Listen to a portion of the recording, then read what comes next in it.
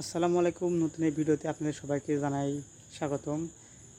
ফিরে মশুর মুন্না ভাই ইউটিউব চ্যানেলটি সাবস্ক্রাইব করে সাথে থাকবেন, আশা করি ভালো লাগবে। দেখি আজকে আমি যাচ্ছি একটা উদ্দেশ্যে। আমাদের গ্রামে প্রতিনিয়ত গরু চুরি হচ্ছে। দেখি আমাদের গরু গোয়ালে দেখি কয়টা গরু আছে সেটা দেখার জন্য আসছি। দেখি এটা হলো আমাদের, দেখেন যেটা হলো রাজহাঁস। আমার দুইটা রাজহাঁস আছে, এই যে দুইটা গরু। আর এই পাশে আমাদের মোট 5-6টা গরু আছে, দেখতে পাচ্ছেন। এই যে এটা হলো আমাদের চাঁড়ি, এটা হলো আমাদের গোয়ালের পরিবেশ।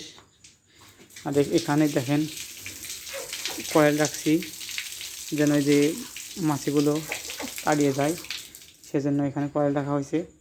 আর এই পাশে হলো খড়গুলো রাখা হয়েছে যেন ওই খাদ্য, যে গরুগুলোকে খাওয়ানোর জন্য খাদ্য যে ব্যবহার করা হয় সে খাদ্য ওখানে রাখা হয়েছে।